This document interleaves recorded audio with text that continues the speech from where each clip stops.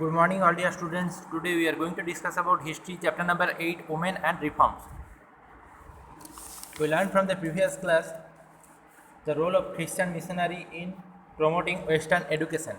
किस तरह से इंडिया में western culture means British culture, British east India company India में आके उसका जो कॉलोनियलिज्म मीन्स ब्रिटिश जो कल्चरलिटी का डेवलपमेंट कर रहा था, उसका धीरे धीरे ऑल इंडिया जो सब कॉन्टिनेंट है, सब कॉन्टिनेंट का मोर देन ऑल एरिया में, ऑल प्लेस में इंग्लिश कल्चर का ग्रोथ स्टार्ट हो गया था। उसी कंडीशन में कहाँ पर इंग्लिश मिशनरी जो है उसका डेवलपमेंट हुआ था, वेस्टर्न एजुकेशन का डेवलपमेंट हुआ था, फिर नेशनल एजुकेशन का कंस्ट्रक्शन हुआ, महात्मा गांधी रविंद्रनाथ टैगोर का इम्पोर्टेंसिटी बताया था। Now we are going to discuss about women and reforms in this period. देखो कंडीशंस सबसे पहले बताया गया है लर्निंग आउटकम्स में। कंडीशंस ऑफ वुमेन का कंडीशन कैसा था, कौन सा टाइमिंग में, ब्रिटिश टाइमिंग पीरियड में इंडिया में वुमेन्स का कंडीशन कैसा था। जनरली सोसाइटी जो है वो मैन के ऊपर ज़्यादा से ज़्यादा डिपेंडेबल था, मैन डिपेंडेबल सोसाइटीज़ था, जहाँ पर वुमेन का इम्पोर्टेंसिटी नहीं देखा गया। इसका जगह मैं फिर से भी डिस्कस करूँगा। राजा राम मोहन राय का इम्पोर्टेंसिटी क्या है, window marriage and child marriage. Window marriage जिसका मैरिज का बाद जिसका हस्बैंड का डेथ हो जाता है उसका विडो माना जाता है, उसका फिर से मैरिज होने का जो प्रोग्रामेशन रखा गया उसको विडो मैरिज बोला गया।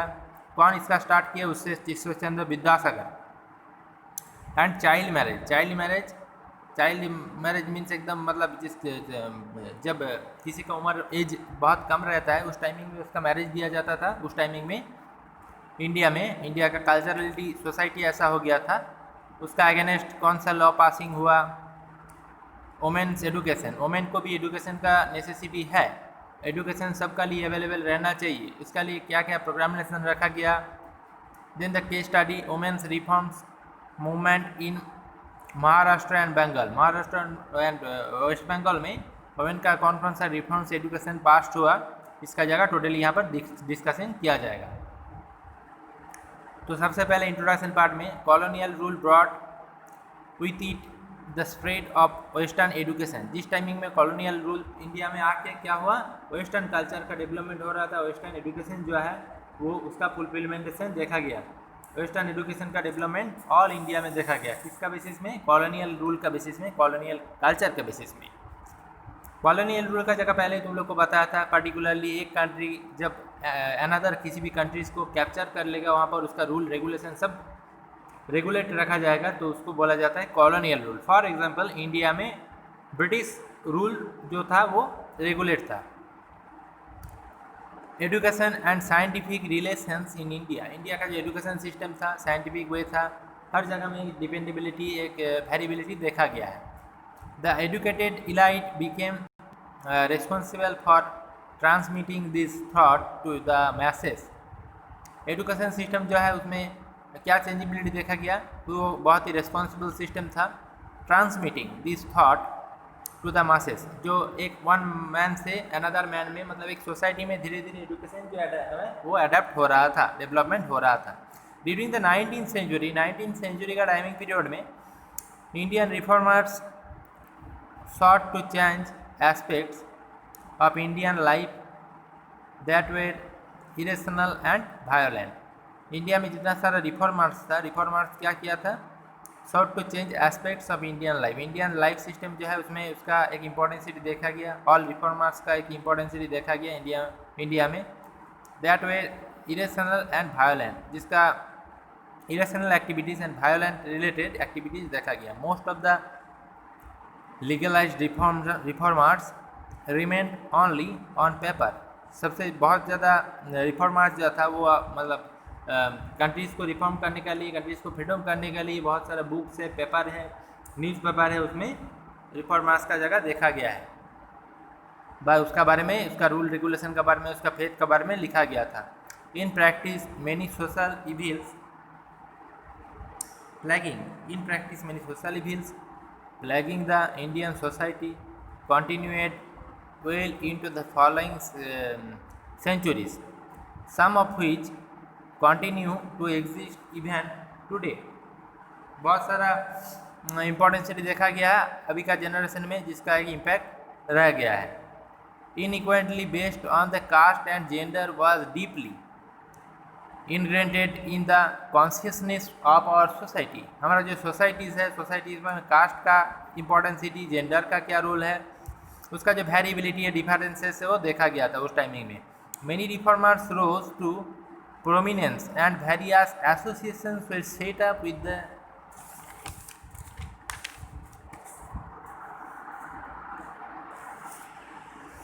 aim of reforming the society. In this chapter you will studying about the conditions of women in India and reform initiated during the colonial period to bring about the improvement in their conditions। किस तरह से reform art जो है उसका condition कैसे adaptation हुआ था, development हुआ था, वुमेन्स का कंडीशन कैसा था इंडियन सोसाइटीज़ में, उसका इम्पोर्टेंसिटी क्या क्या हुआ था, वो ऑल एवर यहाँ पर डिस्कस किया जाएगा। इसके बाद देखो वुमेन कंडीशन आ रहा है, कंडीशंस ऑफ वुमेन। उससे पहले एक जगह ये जगह था the state from Raja Rammohan Roy writings. Raja Rammohan Roy का राइटिंग से क्या क्या पता चला है, क्या वुमेन एडुकेशन का लिए वो जो सती प्रथा जिसको बोला जाता है उसका अगेंस्ट बहुत सारा इम्पॉर्टेंट रोल था राजा राममोहन राय का। देखो कंडीशंस ऑफ वुमेन, वुमेन का कंडीशन कैसा था। In India women were treated as inferior and the subordinated to man.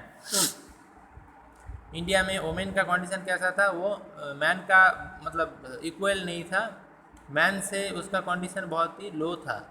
Man का बेसिस में पूरा सोसाइटी चल रहा था, बट वुमेन जो है उसका परसेप्शन बहुत ही लो कंडीशन में था। The birth of a girl was unwelcome. एक गर्ल का जब बर्थ होता है, जन्म होता है, तो उसको मतलब उसको अच्छा से वेलकम नहीं किया जाता था, उसको एक्सेप्ट नहीं किया जाता था इंडियन सोसाइटीज़ में गर्ल्स का अगर बर्थ होता तो उसको एक्सेप्ट नहीं किया जाता, उसको फेमस नहीं माना जाता। हर marriage was a burden and if C became a widow. उसको किसी भी मतलब ज़्यादा से ज़्यादा एज का मैन का साथ मैरिज किया जाता था, उसका मैरिज हो जाता था और उसका साथ वो कभी भी विडो हो जाता था ज़्यादा से ज़्यादा टाइमिंग में। Then she was considered insufficient. ये जो सिस्टम था बहुत ही मतलब इनइक्वल कंडीशन था। Women were confined to their household. Women जो है उसको घर में ही काम किया करने के लिए रखा जाता था। Educational opportunities for women where restricted. Educational जितना सारा अपॉर्चुनिटीज़ है, फैसिलिटीज़ है, ऑल एवर हर जगह से वुमेन को एक डिस्टेंस रखने पड़ता था। उसको एजुकेशनल परसेप्शन में उसको मतलब एंटर नहीं किया जाता था, एंटर करने मना किया जाता था। As many people did not consider educating girls of much use. बहुत सारा पॉपुलेशन है जो गर्ल्स का एडुकेशन हो सके इसका लिए इसका अगेंस्ट था। A common superstition of this time was that if a women was educated she would be widowed. एक कॉमन सुपरस्टिशन उस टाइमिंग में था, जब एक एडुकेशन वुमेन जो है वो एडुकेटेड था, she would be a widow, उसको विडो माना जाता था। Women did not have the right to inherit property. The price of sati, child marriage and female infanticide was prevalent. Women का जो कंडीशन था उसमें देखो सती प्रथा था उस टाइमिंग में। सती प्रथा क्या है, वो एक वुमेन का साथ एक मैन का मतलब एक मैन का अगर डेथ हो जाएगा, उसका अगर हस्बैंड का डेथ हो जाता था तो उसको उसका वाइफ को भी उसका साथ जो उसका जो चिता जिसको बोला जाता है उसका साथ एक साथ आगे लगाया जाता था। तो ये बहुत ही बैड सिस्टम था इंडियन कल्चर में, इंडियन सोसाइटीज़ में। चाइल्ड मैरिज भी एक बैड सीक्वेंस था, बैड कल्चर था। बहुत ही कम एज में चाइल्ड का मैरिज दिया जाता था, ज़्यादा से ज़्यादा वुमेन का दिखा गया है condition. And the female infanticides was the prevalent. Female का ऊपर बहुत सारा प्रेशराइज किया जाता था। Britain took the degraded conditions of women in India as an indicators of the country inferior status. Britain जो है इंडियन सिस्टम को देख के, इंडियन सोसाइटी का कल्चरेबिलिटी को देख के वो भी उसको एक्सेप्ट नहीं किया था। James Mill took women questions and use to make a civilisations critic view of India. James Mill जो है मिल वो वोमेन को एक मतलब वोमेन क्वेश्चंस नाम से एक सिविलाइजेशन पास किया था, जिससे उसको बहुत सारा अपॉर्चुनिटीज दिया गया था। From the early 19th century debates and the discussions of various social customs and the practices become more common due to the development of the new forms of communication। 19th century में क्या हुआ था? 19th century में बहुत सारा debates है, debates का साथ साथ डिस्कशन पार्ट्स है, जहाँ पर सोशल कस्टम्स को लेके, सोशल कंडीशन को लेके, कस्टम का जो कल्चर है उसको लेके बहुत सारा अनइक्वल कंडीशन देखा गया है। उसको किस तरह से सोसाइटी का डेवलपमेंट किया जाएगा, किस तरह से कॉमन जो कल्चरलिटी है, कल्चर का डेवलपमेंट किया जाएगा, उसका लिए बहुत सारा ब्रिटिश इम्पैक्ट देखा गया है। किसका बेसिस में? सोसाइटी का बेसिस में। Books, pamphlet, newspaper, magazine and the leaflet were printed, were cheaper and more easily accessible to the people। बहुत सारा बुक्स है, पैम्पलेट्स है, न्यूज़पेपर है, मैगजीन है, लिफलेट्स है, वेर प्रिंटेड, जो प्रिंट किया गया था, were cheaper and more easily accessible to the people, जो बहुत ईजी तरह से पीपल का पास एक्सेसिबल हो गया था। Common people could read and the express their view and opinion. Common people जो है वो क्या किया, उसको रीड किया और उसका जो एक्सेस है, उसका जो ओपिनियन है, उसको प्रेजेंट किया। All kind of issue, social, political and religious, could not be discussed and the disseminated to the wider audience. Social condition जो था, पॉलिटिकल कंडीशन जो था, रिलीजियस फेथ जो था, उसका ऊपर एक इम्पॉर्टेंसिटी यहाँ पर देखा गया है। सती, सती क्या है उसके बाद देखो,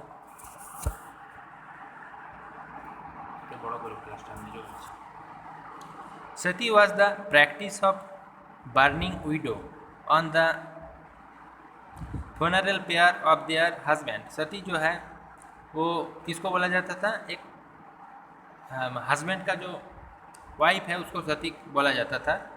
बर्निंग विडो, हाँ, एक बर्निंग विडो को बोला जाता था, जिसको क्या उसका हस्बैंड का साथ मतलब जलाया जाता था। एक्चुअली हस्बैंड का डेथ होने के बाद उसी हस्बैंड का साथ उसका वाइफ को भी जलाया जाता था, उसमें उसको बोला जाता था सती।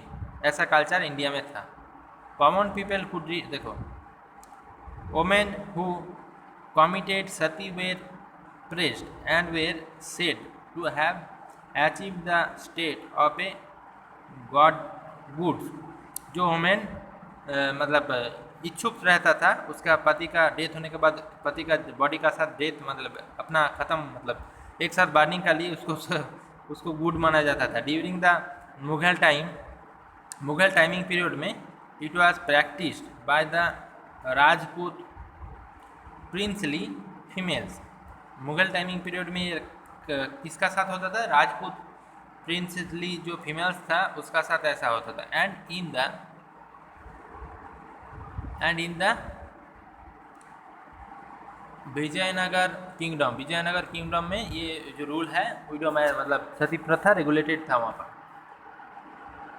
However in areas of British administration का जगह बताया गया। देखो वहाँ पर क्या होता था, particularly Calcutta and it's district, Calcutta और इसका जो एरिया था, डिस्ट्रिक्ट एरिया, वहाँ पर during the 18th and 19th centuries the practice received revised on a very large scale. 18 और 19 सेंचुरी में कैलकाटा जो है वहाँ पर इसका परसेप्शन सबसे लार्ज स्केल में देखा गया है। The decision to commit sati was said to be voluntary but often the women was force to do it. Women जो एग्री नहीं था, रेडी नहीं था उसका मतलब हस्बैंड का साथ बर्निंग का लिए एक ही मतलब चिता में उसका साथ एक साथ मरने का लिए उसको प्रेशराइज किया जाता था उसके फीमेल का ऊपर। People of lower classes rose in social status when they limited ceremony performed by the higher classes. Lower classes जो पीपल है उसको सेरेमनी में मतलब इनवाइट नहीं किया जाता था, हायर क्लासेस पीपल का जो सेरेमनी था। Also if the widow did, बहुत सारा विडो था जिसका जो मतलब जिसका डेथ हो जाता था, जो लोग मर जाते थे, the share of her husband property was divided among the remaining family member, husband का जो प्रॉपर्टी है उसको डिवाइड किया जाता था फैमिली का सारे मेंबर में से। Orthodox Hindu groups justified the practice on the basis of the scriptures like the Dharma Sutra. Raja Ram Mohan Roy launched a campaign against the practice of interior the text of the primitive when the widow marriage widow राजा राम मोहन राय जो है वो window का इस perception के against एक practice का establishment किया उसका इफोर्ट का थ्रू। ठीक, through the effort sati was finally banned and declared the illegal by the governor general William Bentinck in 1829। इसका बेसिस में राजा राम मोहन राय का हेल्प का कारण से लॉर्ड विलियम बेंटिंग 1829 में सती प्रथा को बैन कर दिया, टोटली बैन कर दिया सोसाइटी से, क्योंकि ये जो है एक बैडली रूल है कि कहाँ पर सोसाइटीज़ में। राजा Ram Mohan Roy was an Indian religious, राजा राम मोहन राय जो था वो एक इंडियन रिलीजियस, इंडिया में मतलब एक रिलीजियस था, रिलीजियस पीपल था, social and educational reformer who challenged unjust traditional practice and the customs and tried to bring out the changes in Hindu society under the British rule। जो British ruling timing में Hindu society का changeability का लिए, changes करने का लिए एक perception, एक इम्पॉर्टेंट रोल देखा गया किसका, राजा राम मोहन रॉय का। He is often called the maker of modern India, वो जो था इंडिया में मॉडर्न इंडिया का मतलब एस्टेब्लिशमेंट किया था, मेकर था मॉडर्न इंडिया का, father of modern India and also father of the Bengal renaissance. Bengal renaissance, renaissance जो है जिसका मीनिंग है नवजागरण बोला जाता है उसको, सोसाइटी को जगाना, सोसाइटी का जो सिस्टम है उसको चेंज करना, सोसाइटी का जो परसेप्शन है उसका डेवलपमेंट करना, ऑल वेरिएबिलिटी का साथ सोसाइटी का जो परसेप्शन है उसको चेंज करने का लिए एक इम्पॉर्टेंट रोल देखा गया किसका, राजा राम मोहन राय का। बॉर्न इन ए बेंगोली ब्राह्मण हाउस होल्ड, जिसका बॉर्न हुआ था कहाँ पर हुआ था, एक बेंगोली ब्राह्मण फैमिली में उसका बॉर्न हुआ था राजा राम मोहन राय का। He was well versed in many languages such as Sanskrit, Arabic, Persian, Bengali and English. He brought out to the newspaper संवाद कौमुदी, वो एक न्यूज़पेपर लिखा था जिसका नाम है संवाद कौमुदी, जो बेंगोली न्यूज़पेपर था। मिराल उर अकबर पार्सियन न्यूज़पेपर थे। ही एस्टेब्लिश द ब्रह्मो सभा, वो ब्रह्मो सभा का एस्टेब्लिशमेंट किया था। बहुत सारा इंपॉर्टेंट रोल यहाँ पर देखा गया कि इसका राजा राम मोहन रॉय का।